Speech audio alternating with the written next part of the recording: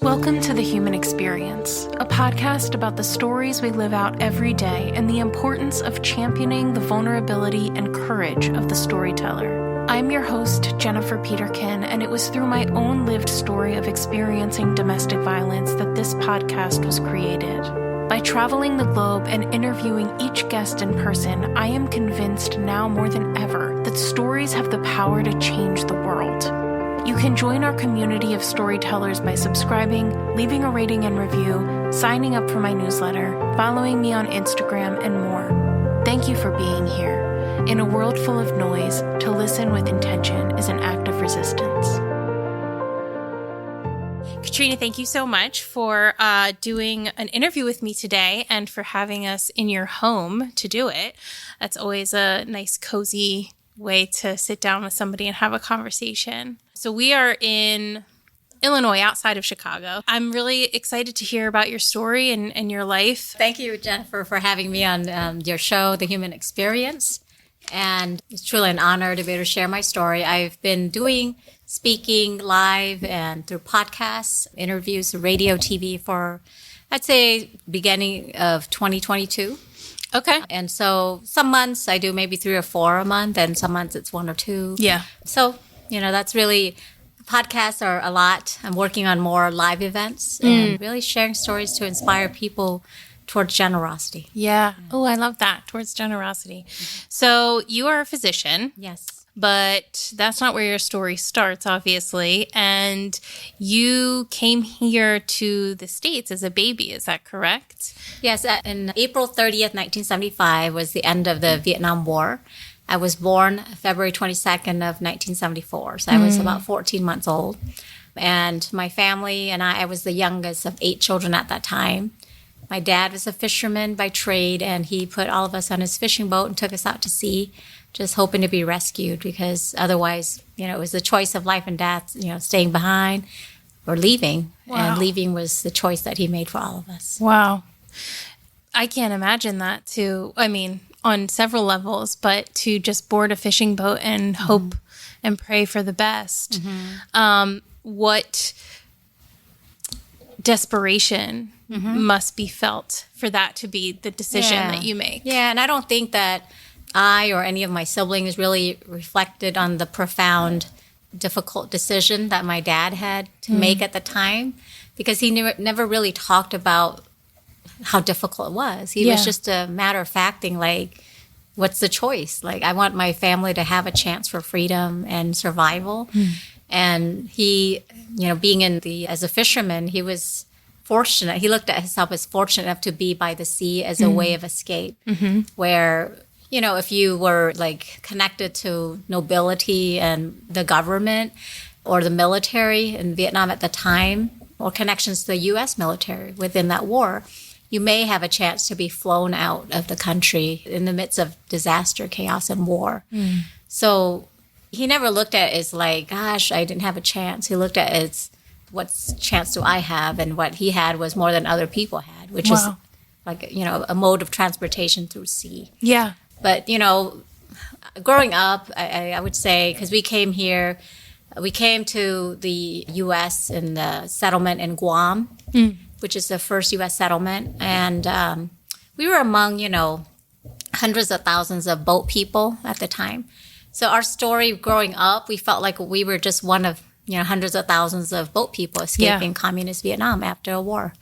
But I think I learned as I got older that is quite unique. And the challenge that my dad had to face to make that decision for us to be rescued and to find freedom and opportunity. Yeah. Yeah. Do you know if there was like a tipping point for him in terms of what caused him to actually make the decision? Because I'm sure your parents were thinking about it for quite a while, but to actually make the decision. Yeah, so my mom was an orphan since she was 7 years old. She grew up in North Vietnam. By the time she was 17, she married my dad, who was 22. And he was part of Central Vietnam, but very border to North. So they met at a religious festival. And their parents knew each other. So if you asked me, was their marriage arranged? Not really. They kind of knew each other, but It wasn't like, hey, when they got married was the first time they met, that kind of thing. So being that she was the youngest and an orphan at such a young age, she got married early. But it wasn't for like 5 years till they had their first child. So I'm one of 10 children currently. There in the 1950s, there was the migration from north to south. And, the French involvement with that. So first, communist involvement in forcing people to move from north to south if you didn't support the communist government. And so that was the first escape, technically. And they observed throughout decades that there was a constant religious persecution of Catholics. And my oldest brother was training at the seminary to become a Catholic priest. My parents knew a lot of politicians in the South Vietnamese government who were being persecuted and eventually assassinated for their faith and for the defense of democracy and freedom, and fighting alongside the U.S. military. So they saw all the signs along the way. And then when the communists invaded the South, and, the last president was Ngo Dinh Diem. He was a bachelor Catholic. His family was very, involved in the church as priests and bishops. And they were imprisoned and assassinated and exiled. You name it, they went through everything. Wow. So ultimately we saw like the writing on the wall, right?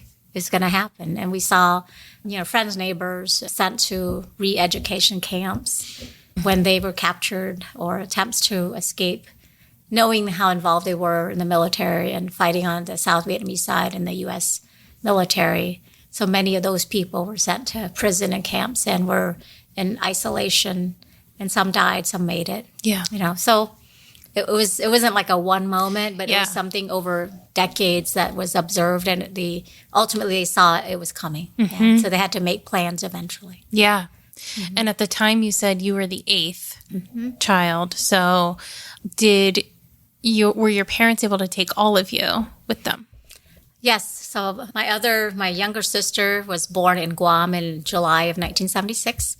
And my youngest brother in March of 1978 in Louisiana. Okay. So all of the children. So we look at it as a fortunate thing because many children in the midst of war are left behind. Yeah. Or orphaned, died, from the war, caught in the middle of gunfire and artillery, drowning at sea, starvation, dehydration, illness, that kind of thing. So we always look back at the gratitude, which is look at the great things that happen and not like, oh, I wish we, could be in our homeland, right? Look at the opportunities and ways that we have prospered because of being here. Yeah. So that journey on the boat, how long were you guys on the boat? So my understanding is, April 30th, and then by the time we were rescued and brought to the Philippines, it was about 5 to 6 days. Okay. Yeah. And then from there, our paperwork was processed. And then eventually, within a few days or a week, we were flown to Guam. Okay. So probably May of 1975, we were there. And then my sister was born July of 76. And somewhere between 76 and 78, we're in Louisiana. Okay. It's like now that my parents have passed, I don't have the paperwork to say, hey, this is exactly dates. But just based on the birth records of my siblings, that's an estimate. Yeah. I mean, 5 to 6 days, I'm assuming, it's not like you were on a fully stocked ship or anything like that. No. So. Actually, when my dad had to abandon the fishing boat and there was kind of a floating barge of 5,000 people.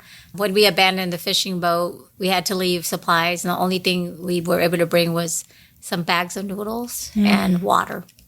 Because, you got people on there, you can't just bring everything because it's limited. And then from the barge, then there was a humanitarian merchant ship that rescued us off of the barge and then brought us to the Philippines. Okay. So, I always share this is that I didn't realize that I nearly died twice during this whole journey to freedom. Once is during a transfer from the barge to the humanitarian merchant ship that, the transfer children are kind of like you throw them, and somebody catches them on the other end, and somebody almost didn't catch me. Oh. And I would have fallen into the sea just by the catching of the leg. So that was one time. I consider that kind of a near-death experience. Yes. That I don't remember, but my parents remember watching it happen. Yeah. It nearly happened. And then the other time was being in the refugee camp in Guam. I was very sick with some kind of head and neck infection that didn't respond to antibiotics. And I had to have some kind of surgical procedure that put me under anesthesia. And basically my parents were told that they weren't sure if I would survive. So my parents said that they were actually looking for a burial site for me in Guam. And so that's another truly near-death experience. So I feel very blessed knowing that story about my childhood, like during toddler years. And I think that's the driving force behind why I felt like there was this seed in my heart to become a doctor, and as much as I wanted to suppress that, I don't want to spend 10, 12 years training, it just was, the passion was there. And it just got ignited when I was around the right people with the right experiences. Yeah. It's a really interesting perspective, having these experiences that you don't remember because you were too young. How old was your oldest sibling that went on the journey? At the time, he was about 18. Okay, wow. When we first left, So he has a completely different perspective. Yeah. Like I said, he was training in the seminary. Yeah. So by the time he was 12 years old, he was already an altar boy. Okay. And my uncle, who just passed away last year, he served, my uncle when he was a priest, and then went on to seminary training in South Vietnam. Okay. So he was actually like fluent in French and Vietnamese. Very little English, because that wasn't something that was taught in Vietnamese schools or seminary. So even though he was older, it was still a challenge because coming to a refugee camp where, neither anybody spoke Vietnamese or French. Right. Then he had to kind of use some French to understand English. Yeah. So that's how he got through it. But he would tell us today if we wanted to go to Guam, like he would remember every place. He could take us places and where we were in the camps and where my sister was born and where he worked menial jobs just to get some income so that we could eventually get flown to Louisiana when we were sponsored. Yeah.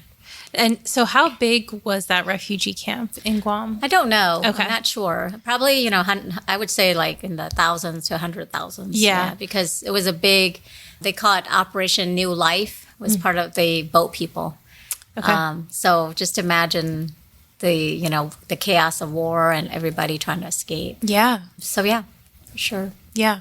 And was it mostly Vietnamese? Yeah, I would say so. There's also many Chinese people who were born in Vietnam. Okay. So we will meet, like even nowadays, we'll meet people who speak Vietnamese but are ethnically Chinese, born in China. Yeah. Actually migrated to Vietnam at some point, maybe got married and had other children. There's also, Cambodians, there's, Malaysians in the mix, So. Yeah. But I would say majority were Vietnamese. And we're escaping the communist regime in Vietnam. Yep. Yeah. It's just really interesting because there were so many of you and the age differences between you guys. Do you find that depending on where you are in the lineup, do you find that you have different perspectives on how things happened and why they happened? Mm-hmm. Yeah. There's actually a 20-year difference from the oldest brother to my youngest brother. Okay. And I would say, like, growing up, it was always the three youngest. So I'm like, even though I was born in Vietnam, I'm always the three youngest kids, Yeah, yeah. It's always like you sat at the little kids' table at dinner until you knew how to learn how to use chopsticks. And even when my cousins would come over, it's like they had priority at the big adult table. The 5 older siblings versus the 5 younger, difference like culturally, how we looked at things. I would say in conversation, my older siblings would always have to remind us to speak Vietnamese at home, Yeah. And then, like, it wasn't natural for us because we grew up learning English and Vietnamese at the same time. But, we had friends who spoke English more. We weren't really as immersed in Vietnamese culture before we, in childhood. And so that was a challenge. But my parents tried their best to make sure that our home environment was, involved like Vietnamese magazine, Vietnamese music, Vietnamase TV, ate Vietnamese food, took us to relatives on special holidays, and prioritized keeping certain traditions. Yeah. And even in religious education, we would learn it in Vietnamese. So I learned all my prayers in Vietnamese, and it wasn't until I went to college that I'm like, oh, that's how you say this in English. And then, I married my husband. He's Filipino. Okay. And he converted to the faith in 2007. So I had to pray with him in English. And sometimes when I go back to, with my family in California, and they'll always say, pray this in English. So I'm like, Mark can pray with us, because he's the only one that's not Vietnamese in the family that we married. Oh, wow. Okay. Yeah. Yeah. So it's interesting. But I think the perspective of the war and what happened. Yeah. When I was in third grade, I remember writing a kind of a book report about the last Vietnamese president, Ngo Dinh Diem. And, growing up, like all I heard was how great he was because he was fighting for South Vietnam and freedom and fighting communism. And that was the only perspective I knew. And then I went to college and I took a Vietnamese American experience, is what it's called. It's a class in college, probably my third or fourth year of college, taught by a Vietnamese professor that I believe he served in the South Vietnamese army as well. Said perspective, directly, and reading books, related to different eras and culture and the influence of like Chinese culture, French culture, and religion, the customs that changed, the way the language changed, fashion, food. And I realized that the perspective of war depends on where you live and your generation, right? Yeah. So I think that there's really no winners when it comes to war, and especially when it involves women and children. There's always people who are innocent that are affected by it. And so, I think it's just a perspective, like I don't go, oh, here's my hero, Sure. Yeah. But I think the bottom line is all of us, wherever we're born, we would love to stay in the country where we're born. We wouldn't want a force, a war, or a politician or a movement to drive us outside of our country. And I think that's important to consider in terms of the perspective on war. Yeah. So, I'm always like, no war is good. There are no winners. Yeah. Yes. And we need to respect the fact that people love their country and would prefer to stay there if opportunities were available. Yeah. Yeah. Absolutely. I can't say I understand because I've never had to leave my country and I've not been in that position, but I can try to empathize with that feeling because I can't imagine having to make that decision. I can't imagine being your parents and having to make that decision with 8 children. And to just not know what the future holds to such a degree. I mean, none of us know, but we can have pretty good projections, right? Until something completely rocks your world. Yeah. And I think like the big thing was just observing, crime and persecution, just getting closer and closer to home for them at the time. I think the big challenge, like even nowadays, is to recognize like religious persecution, even without war. Yeah. Right? Even in countries that doesn't seem like there's a war obvious to the world, but at the village or community, local level, it's happening. Sure. And I think that was a big part of my parents to see, like, there's no way we can keep the faith and practice and go to church and receive the sacraments and, raise our children if they wanted to become religious leaders like my brothers are. Yeah. 2 out of the 10 children, 2 of my brothers are Catholic priests currently. Oh, wow. Okay. Yeah, 30 and 40 years now for each of them. Wow. But that would not be easily achieved, at the time in the 1970s, 80s, 90s in Vietnam. And even the priests and religious who are there now are heavily influenced by how they can carry out their duties by the communist government. So it's not as free as what the world tends to see. Sure. Is there an official religion in Vietnam? Not official religion, but what I will say that before the end of the war, Buddhism was a predominant religion.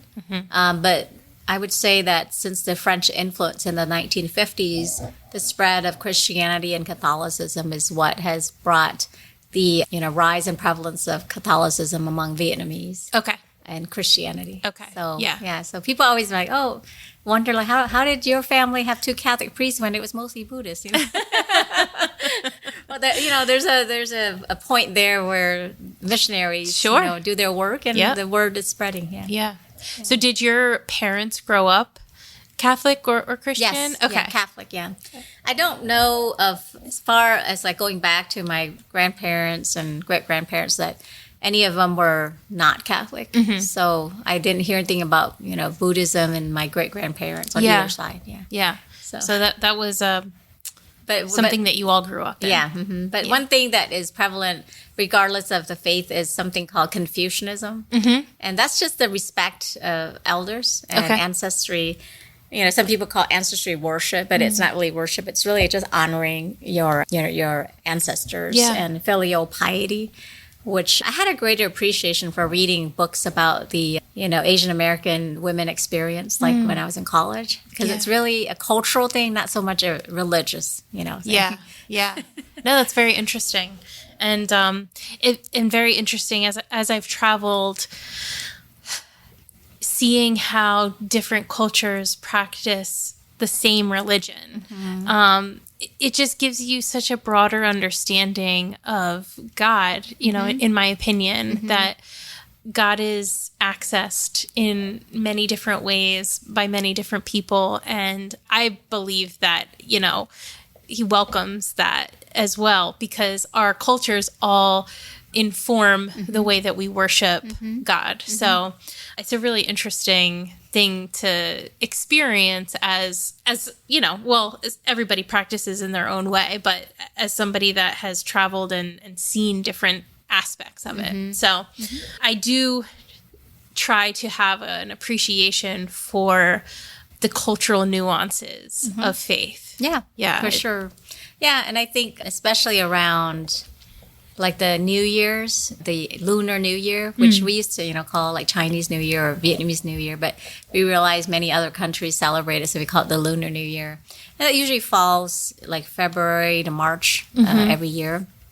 That the importance of keeping up culture and the honoring of ancestors is really promoted, right? Regardless of your faith. And so we'll being a Catholic, you could walk into a shop that is, the owners are Buddhists, and they'll have an altar for the ancestors with fruits and everything and candles. And we're like, there's nothing wrong with that. Yeah. And some Catholic homes may even have that. It doesn't mean you worship your ancestors as God, but it's still passing on a cultural practice that honors your ancestors. Beautiful. So in the refugee camp, how do you move from refugee camp to continental U.S.? You said you landed in Louisiana? Okay. So what was that process like? So my oldest brother, he said that him and, several of the older siblings, had taken small jobs here and there and earned some income with the hopes of earning enough money to raise funds for our flight, like a big family, right? So it took years. But also we were sponsored by Catholic Charities, and which is what brought us to Louisiana.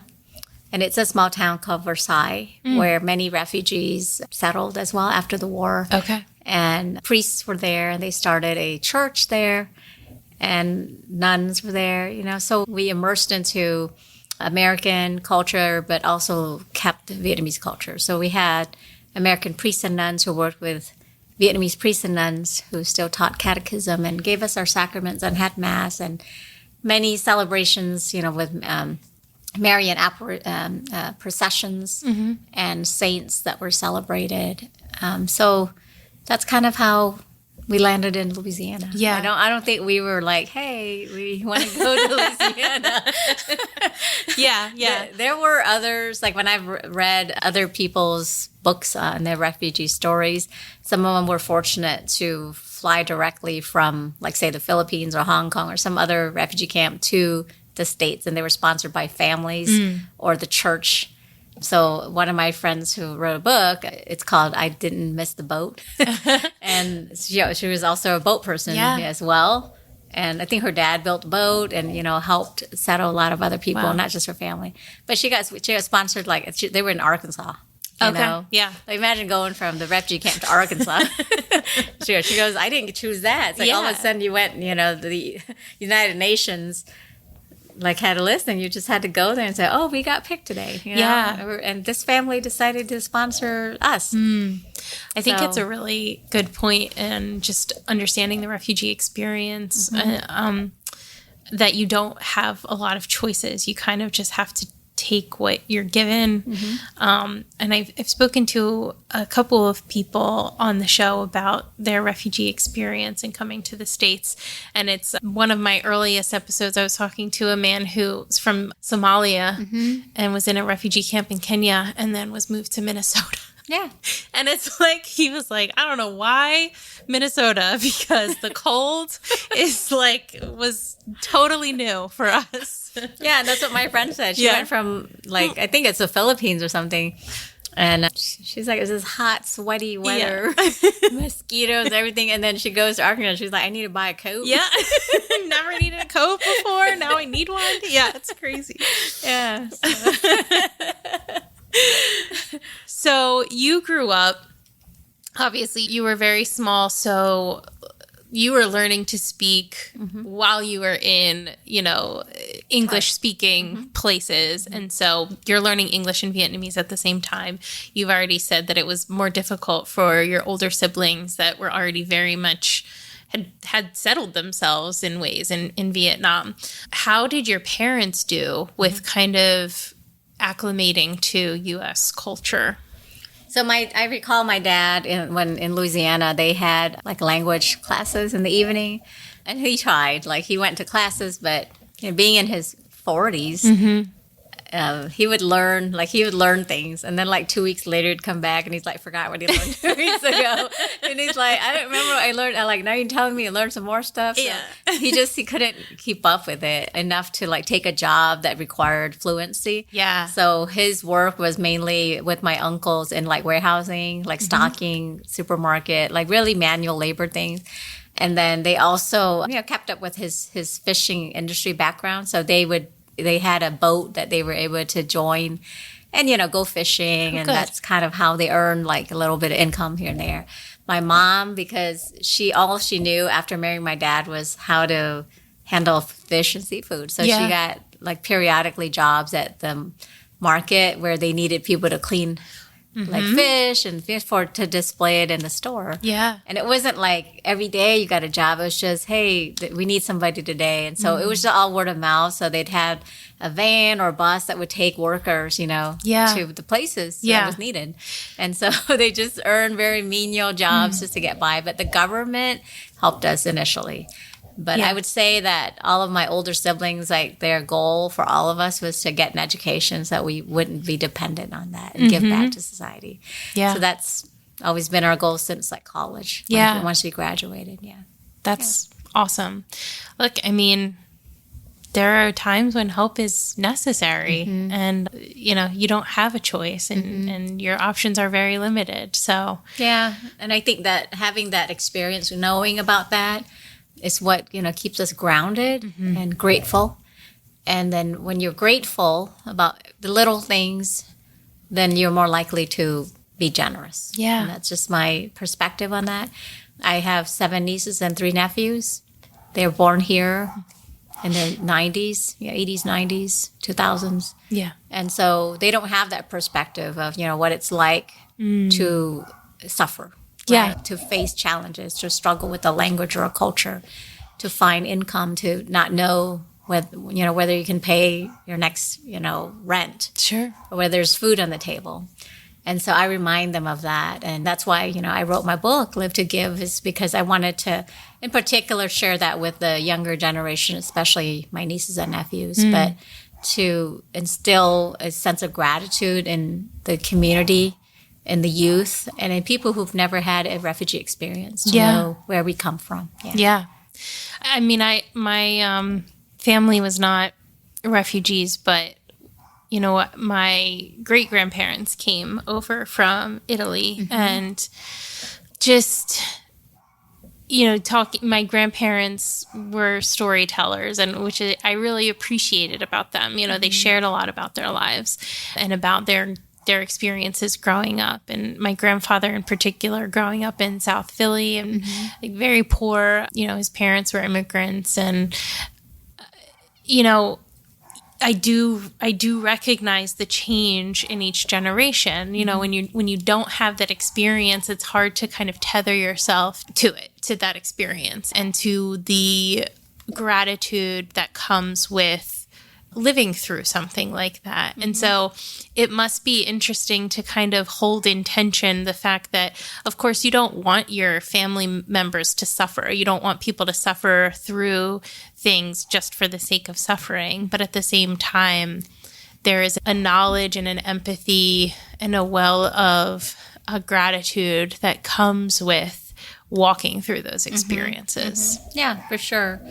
And I think over time, when people like in my family who are younger, who take time to reflect on that and listen, right? Just listen to their parents and their aunts and uncles and really reflect on how blessed they are in their journey. Yeah. You don't have to suffer in order to be grateful, right? As long as you take time to listen and appreciate other people's challenges that they had to go through for you to be where you're at. Yeah, absolutely. Yeah. You are not an island. None of us got to where we are completely by ourselves. Yeah. I think that's just an important perspective, period, right? We are all needing community in some form or fashion. Yeah. Yeah. So you were in Louisiana, but we're in Illinois right now. Is your family spread out, or did you guys kind of, move around together? How did that work? So about 1980, my oldest brother, in the process of moving to mainland United States, he was sponsored by the Diocese of San Jose to complete his training in the seminary to become a Catholic priest by the time he was 27. Okay. So he lived away from the family. So he's in California, northern, and then kind of explored California and talked to my parents. And they wanted, my dad being that he was a fisherman background, he wanted to live in a place that was close to the ocean. Sure. So they chose Southern California. And then in 1980, we said, let's take the Amtrak train. And we did the Amtrak train. It took several days, stops and stuff. And then we ended up in Southern California. Okay. We rented apartments. Sometimes we had 2 bedrooms for all of us. And the landlord at that time was fine with that, as long as we figured out how to be comfortable. Yeah. And then we would move to like a 3-bedroom apartment. It was like renting until 1987 or so was when the house was bought. Okay. It was like 4-bedroom, like 2 floors, garage. Wow. Yeah, there's air conditioning. Oh, yeah. There's a little yard. My mom could have a garden. It was just like amazing. And I was in junior high and transitioning to high school. So I was between like, can I stay with my friends I grew up with? And at that point, I had to separate 2 different high schools, kind of like starting over again. Yeah. And I went from being in schools where lots of Vietnamese people to I was like one of maybe 5. Oh, okay. Out of like a class of 200 and something. Yeah. I was like, wow. So, adaptation. But I would say that was like a big move, a big transition.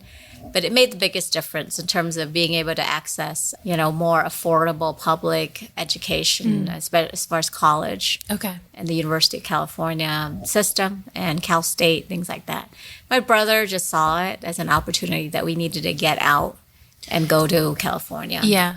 So that's what happened. Yeah. And then lots of our relatives were, still in Louisiana. And I would say even, by my dad passed in 2018, my mom in 2021.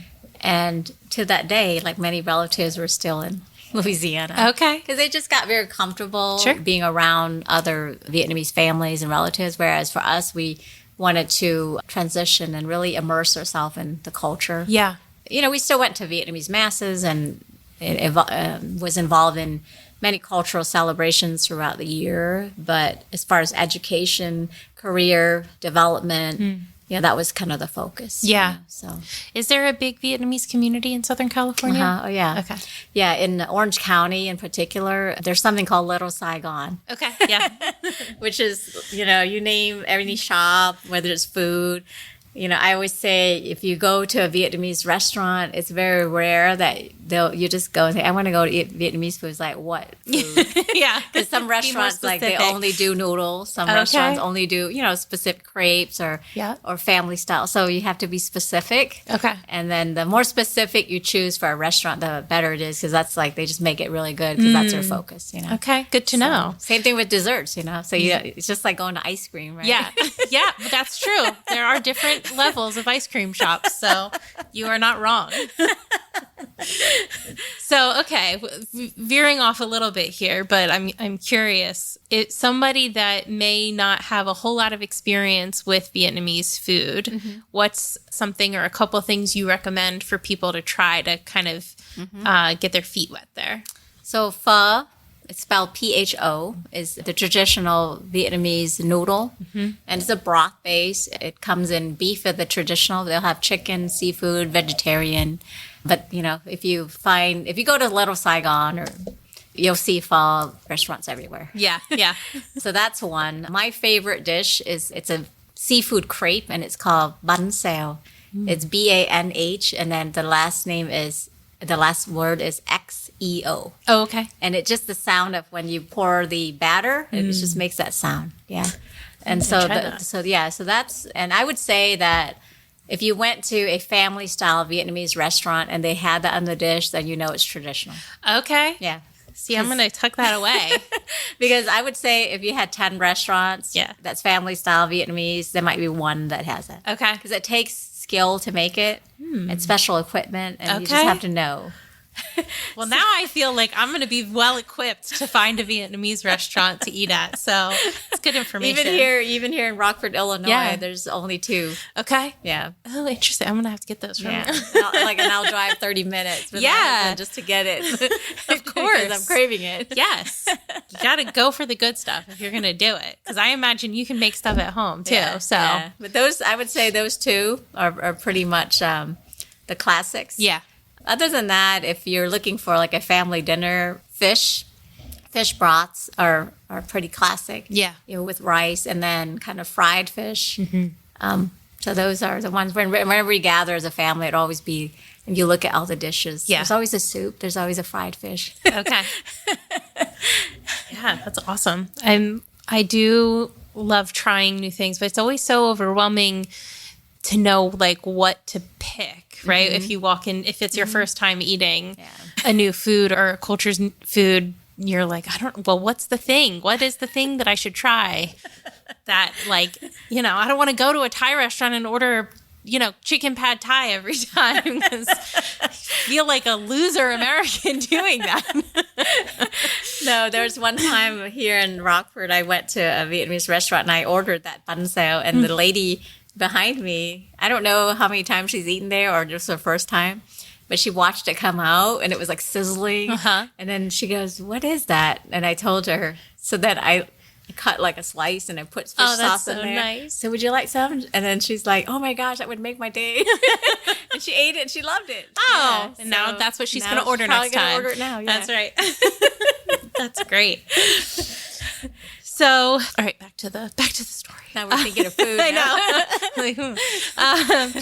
So you have mentioned that your family had an emphasis on development and education and becoming contributing members of society. It was really important to your family.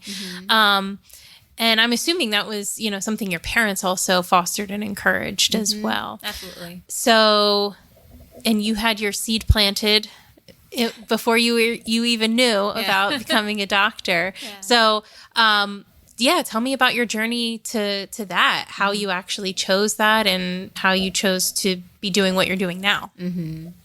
So I would say like in childhood, I had lots of relatives that would come and visit, and being one of 10 kids, many of them couldn't remember our names. But I was always referred to the kid that nearly died in Guam.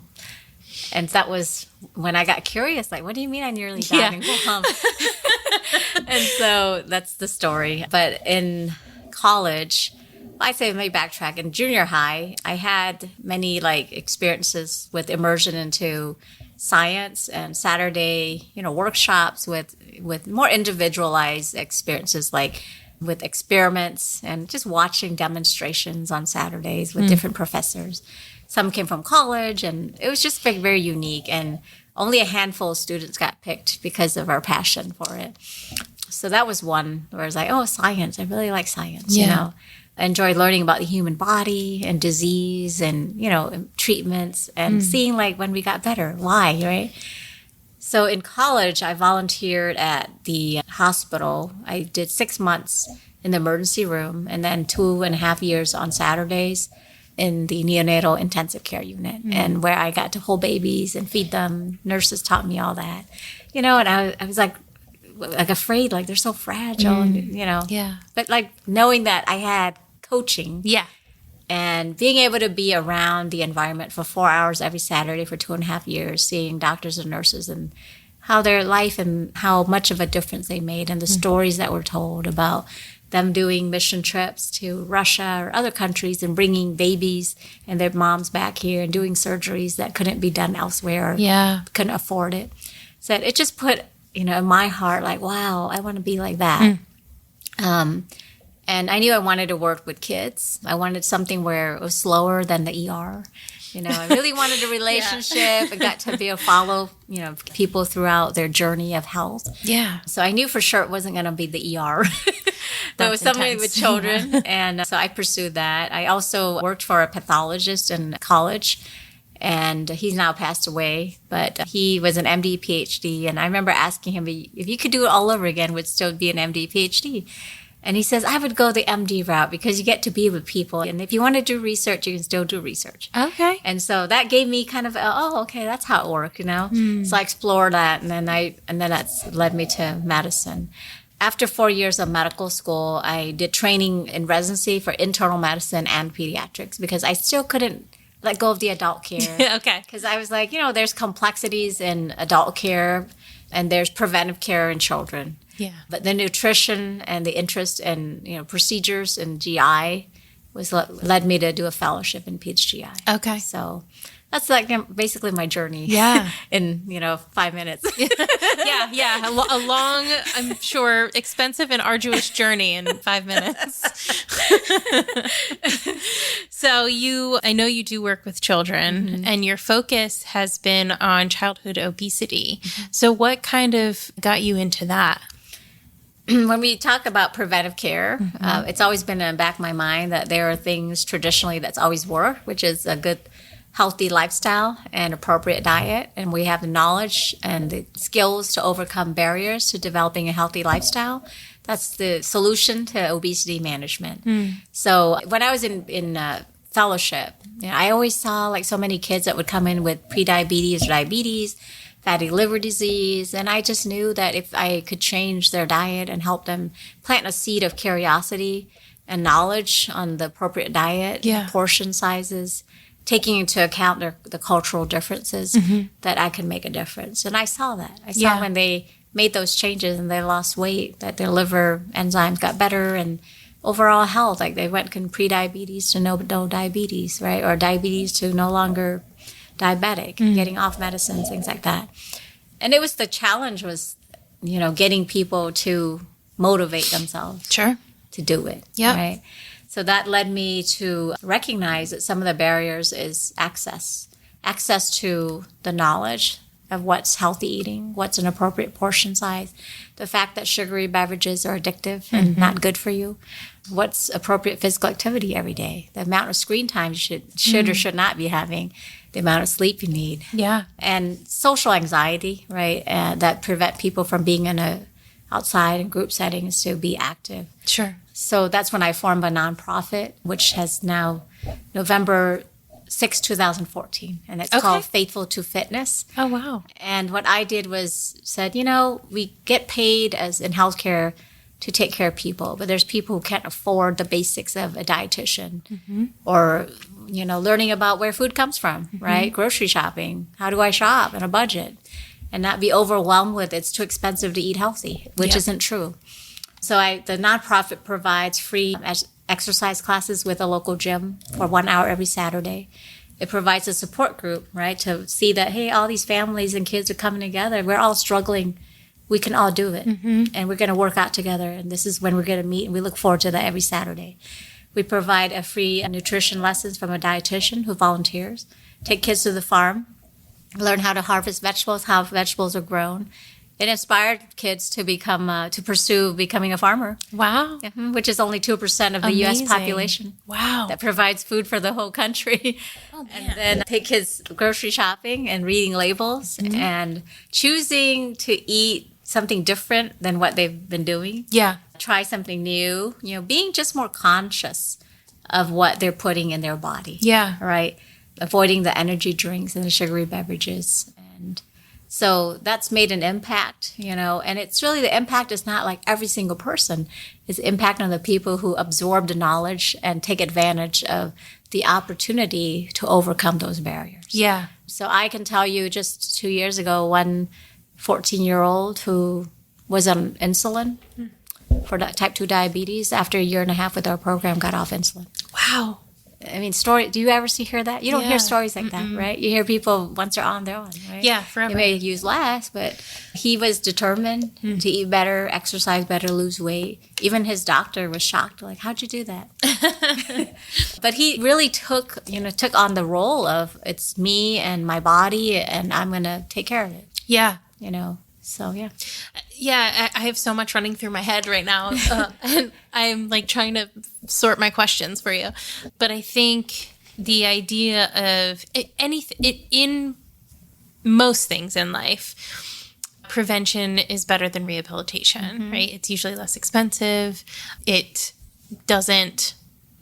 Rehabilitation, again, in most things, must be continued in perpetuity. So if you can prevent something from happening, you are obviously saving that person from a lot of struggle, but you're also saving, economically, it's a lot better as well. Healthcare costs, yeah. Yeah, I always tell medical students, because I teach about childhood obesity intervention and share my nonprofit at least once a year at the med school here. I always say, if you want to save on healthcare costs in the U.S. especially, start with obesity. Yeah. And start with children. Because when I introduced my, a blueprint for childhood obesity and my nonprofit, a lot of people question, like, why children? Why not adults? I say, well, if you get the child involved, who's bringing them to the classes? So the whole family's involved. Yeah. Right? We require that the parents and guardians participate in every activity. So let's say they say, oh, I can't do this because I had a knee replacement or my hips hurt. Well, sit on the chair and use your arms. Yeah. Right? Do yoga, do stretches. You can do things, right? That's great. And then even if you can't do it, be there. Don't just drop them off and leave. Because it's not like sitting on the sidelines and cheering them on in a soccer game. It's different when you actually have to do what they're doing. Sure. Yeah. Sure. So you appreciate more the challenges that they're facing. Yeah. With trying to just get active and moving. Absolutely.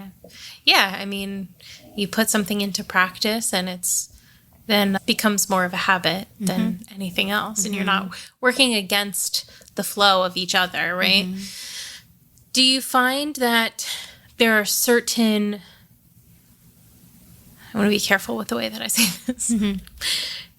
Do you find that there are certain groups that are more predisposed to this? And I don't necessarily mean like genetically, but culturally or even socioeconomically. Yeah, for sure.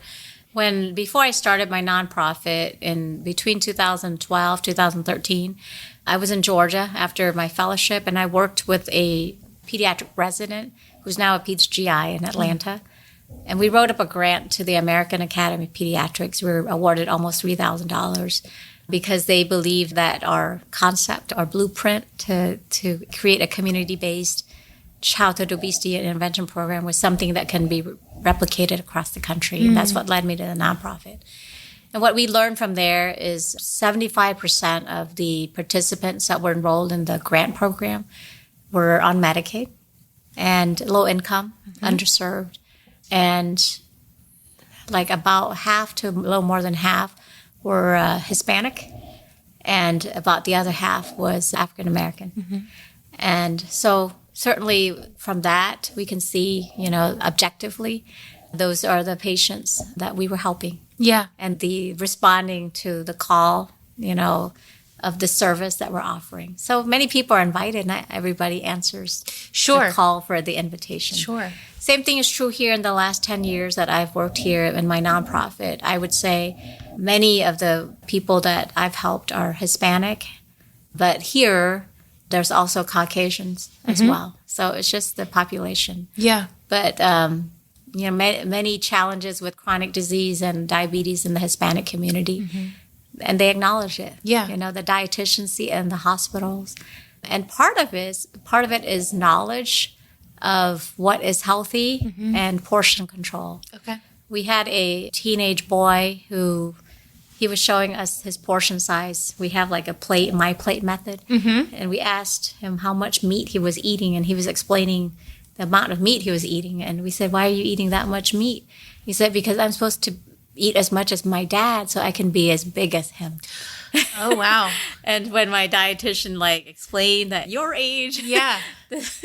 you'll get there, but Yeah. you don't need to eat the same as him right now. Yeah. Yeah. But that's a cultural thing that we had to help him overcome. Sure. That's an example. Sure. Yeah. No, but it's a good example Yeah, because I think, we can very easily fall into this trap of thinking that it's a moral defect or that it's laziness that causes this. And, I'm not saying that can't be part of the reason for some people, but it's more than that. It's deeper than that. And it's, you don't know what you don't know. And culture is strong. And culture, not even like your ethnic culture, but like your environment. Yes, your environment. Yeah. Exactly. Yeah. That it is. An environment is a barrier to the development of a healthy lifestyle. Yeah. I mentioned that when I give talks to the medical students too. So when we say environment, it's who you're around, right? So if you're around people who encourage you, let's say, to go drinking, right? Okay, it's going to be difficult to not drink. Yeah. Right. Same thing if you're around people who take you to, go out to eat a lot and fast food is a thing. It's going to be hard not to eat fast food regularly. Sure. So that's considered like the environment, which isn't necessary culture only. Right. But it's who motivates you and who influences you. Yeah. And I imagine it's a self-perpetuating cycle as well, right? Because again, you don't know what you don't know. And so you can't always say, oh, these parents are terrible. They're like, they may not know themselves, right? Because that's what they were taught. Yeah. And so I think entering in with generosity and compassion is an important part of, and not from a medical perspective, but just from a human perspective of seeing people and understanding that the reasoning behind something is usually deeper than, oh, this person's bad or... Yeah, and I think part of that compassion is also acknowledging human dignity, right? Because all of us struggle in a different way. Sure. Like I was preparing for a talk for tomorrow night at my church, and I'm focused on the concept of mercy, right? Having mercy for people from the works that we do spiritually and for the body, right? Educating themselves on the works of mercy. And when we have compassion, then we can instill mercy in the work that we do. Yeah. But part of that mercy is recognizing that we all come with barriers and challenges and struggles and burdens that it's not written on our face, and it's not like, hey, here's a sign to tell you what I'm struggling with, right? Yeah. But I think the key there is to see that, for example, when I work in medical mission in El Salvador, people don't get clean water, right? And there's millions of people out there every day who don't have clean water. Yeah. And to help them get clean water is part of acknowledging human dignity. Yes. The same way with starvation and hunger, homelessness, addiction, acknowledging that there is a struggle, that's there, and not saying I can't do anything about it, but what can I do? I can't fix everything, but I can do small things. Yeah. So that's the same thing here. You know? And I think even acknowledging human dignity and, you know, I like to think about it as, you know, the Imago Dei, we're all made in the image of God. And so there is inherent dignity in us as beings. And so even acknowledging that goes such a long way, because when you acknowledge that, you can't look at somebody and say they don't deserve help or they should continue to suffer. I think if we could all get there, that would go such a long way. It does. Yeah, it does. Yeah, one of the people that helps us with the families in El Salvador that need some clean water, the one thing we do every year is to get donations for water filters that are like $40. But that $40 filter gets installed in a family and it gives them clean water for 5 to 10 years. Yeah. But imagine how much what we do with $40 every day. Yeah. Right? That could be a lunch. It could be a dinner. Yes. Right? But how much of a difference that $40 makes for somebody for 5 to 10 years. Yeah. Right? That's a small way of, you know, acknowledging what we can do to acknowledge human dignity by providing clean water for someone who can't have it. Yeah. Now, we can't really, you know, what we'll say is, I can't go fix the filtration system in El Salvador. Well, nobody's asking you to do that. Yeah. One family at a time. Sure. It makes a difference to that family. Yeah. Yeah. And even, you know, your next door neighbor. And I just think it's important to realize that we have no idea what people are walking through. And so to approach just in general with that understanding that we really have very little knowledge about somebody else's experience. And so to kind of assume it in that way that the way that they behave or the way that they live, if it's different from us, that, you know, there's a reason for that. And we don't have to understand it to be kind to them and to offer compassion. And again, I think dignity is the perfect word. Yeah. Yeah. So you are also an author, which you've alluded to a couple of times, but I would love to hear about, you know, that process as well. What inspired you to take your expertise and write it down? And you have several books here. So yeah, tell me about that. So Live to Give is my first book here. And it's Live to Give, an inspirational memoir about freedom, faith, and selflessness. So the cover, I helped design it with my editor. And it focuses on time, talent, and treasure, and all in the hands of God, offered up. Yeah. All of us should think about those three things are gifts that God gives to us. Yeah. And we don't own it. We have to offer it up to use it in the right way to make a difference in society. Yeah. So this book took me about 10 years. And it was always something I felt like one day I wanted to be a published author. Yeah. And I didn't know when, and I didn't really know how it was going to all come together. But I would say like sometime in 2008, I was in middle fellowship, and one day my sister came and said, you know, she's a dentist, and patients would come, and, you know, while she's working on them, she would talk to them about our family and how we wanted 10 kids, this is what happened.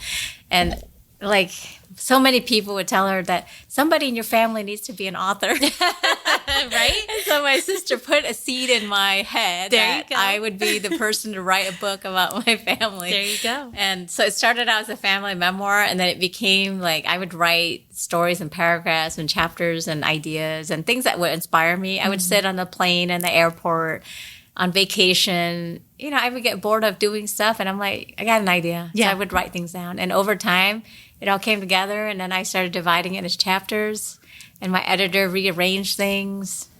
And that's how it all happened. Amazing. But the focus that I found in over 10 years of working on it was that what touched me was the concept of encouraging people to be more giving.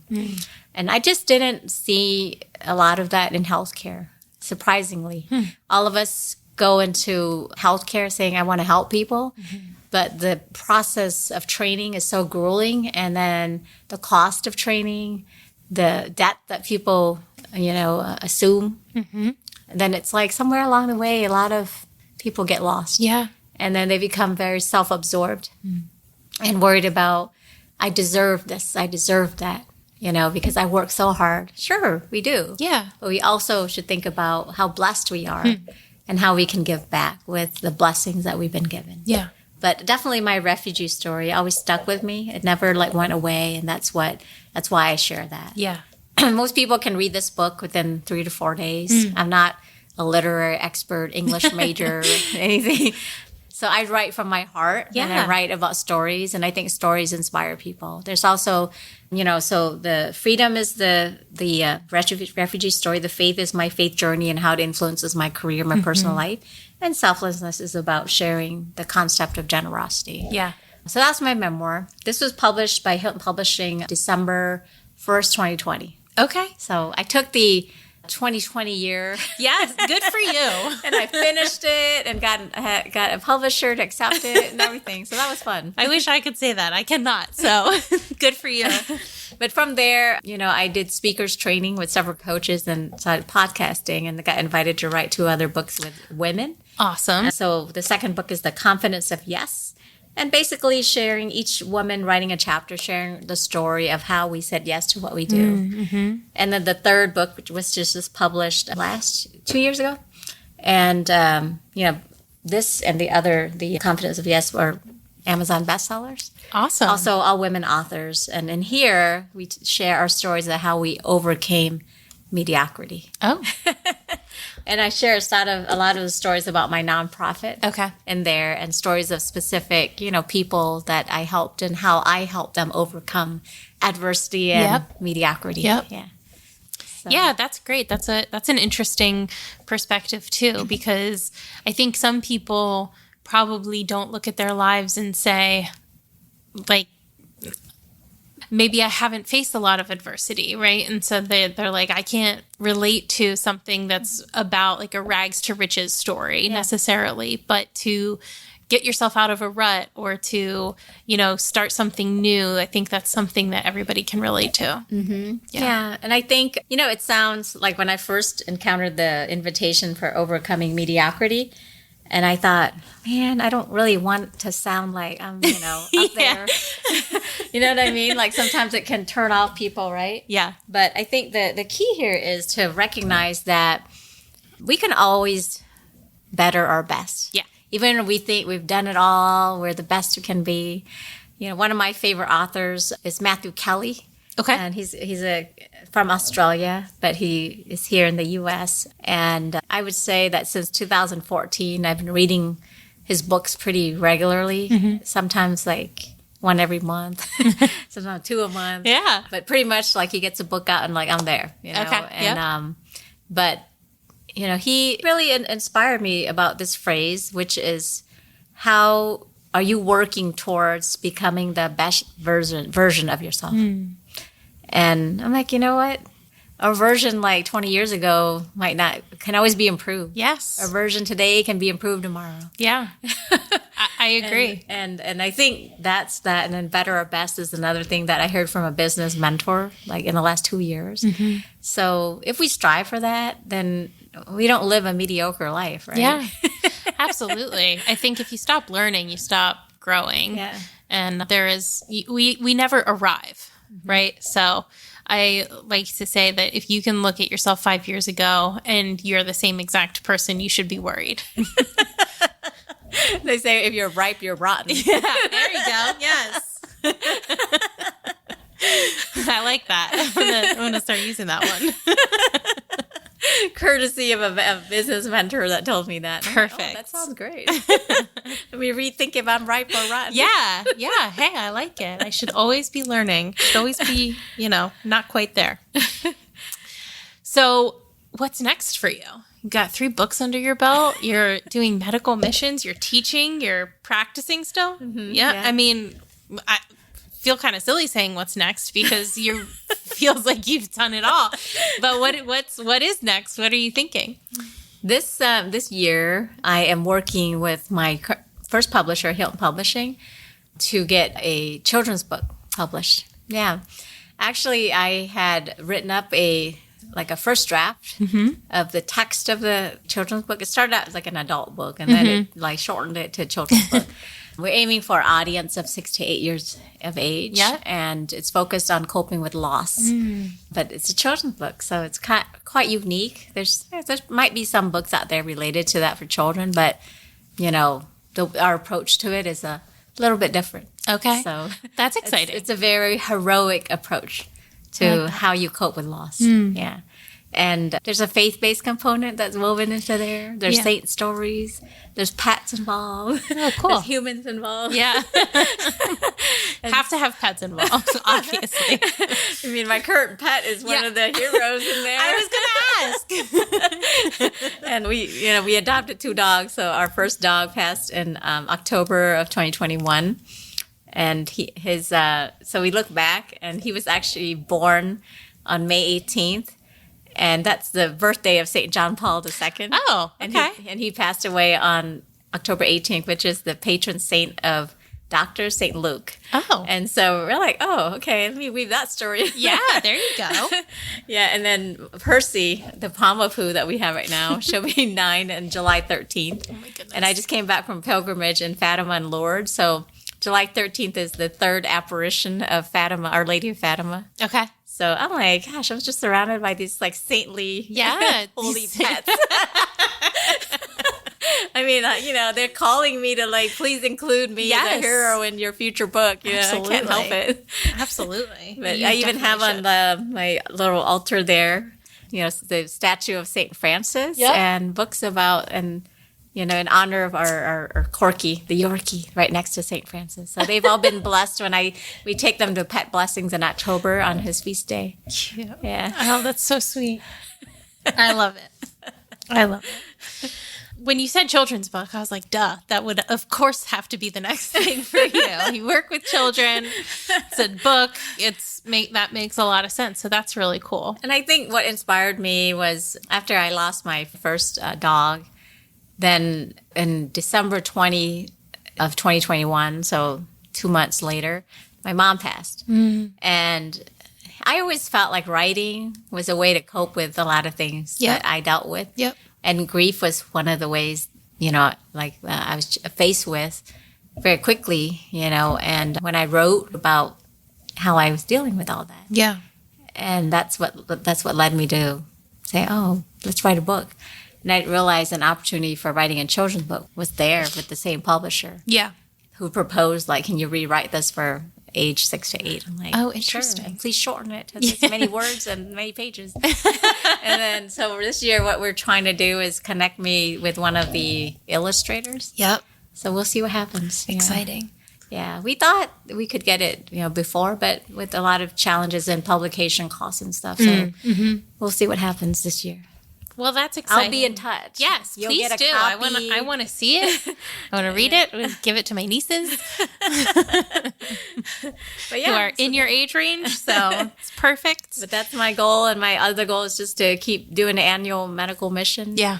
I just came back from pilgrimage, our first one together with my husband, and we're trying to go maybe in a couple years again somewhere. So wonderful. We have some plans. Do you always go to El Salvador for medical mission? So far, I've done 2. Okay. And so it's always in like February or March. Okay. And we're there for, 9 or 10 days. Yeah. Somewhere in there. Yeah.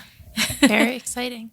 Well, I love it. I love your story. I love what you're doing. I think you are making such a huge difference in the world, and it's a fabulous thing to see. And you're creating a legacy that will outlive you, which is, I think, the best we can hope for as human beings. Yeah. So that's what I have thought about for a long time. And when I started in healthcare, I thought, can I do this? Will I really leave a legacy? But I think even before I went to medical school, Dr. Patch Adams, the movie that was the late Robin Williams starred as Dr. Patch Adams, that he's always been kind of an inspiration for me from the beginning, and just bringing the humanity to everything we do in healthcare. So if I can leave that kind of legacy, I don't know if I'll have a movie like Patch Adams, but certainly it would be wonderful if I was remembered in a similar way. Yeah. I love that. Yeah, we're gonna hope that happens for you. I do have a question that I ask everybody at the end of each episode, which is through the lens of your experiences, what does compassion mean to you? I think compassion is seeing people's misery and bringing love and mercy to that. And I think that's really the key. Not judging, but saying, what can I do to help that person through their struggle? Yeah. So that's it. I love it. It's simple in concept, but sometimes we have a issue in practice. So it's something that we have to practice for sure. And that's part of being the best version of ourselves. Yep. Bring it all back. Well, once again, thank you for having this in your home. It was very lovely to be My here. pleasure. In your bright orange space. It's very nice and inviting.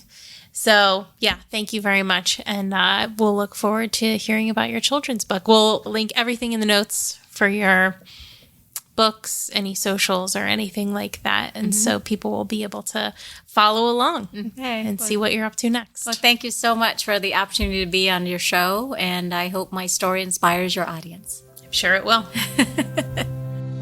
Thank you for listening to The Human Experience. If you enjoyed this episode and you'd like to help support the podcast, please subscribe, share it with your friends and family, share it on social media, and rate and review it on Apple Podcasts and Spotify. You can also support the podcast financially by going to my website, thehxpod.com, linked in the show notes, and clicking on Donate. It takes a lot of time and resources to create this podcast, so every little bit helps. Everyone has a story, and I'd love to hear yours. So be sure to check out the show notes for more information about how to stay in touch. Do good and love well.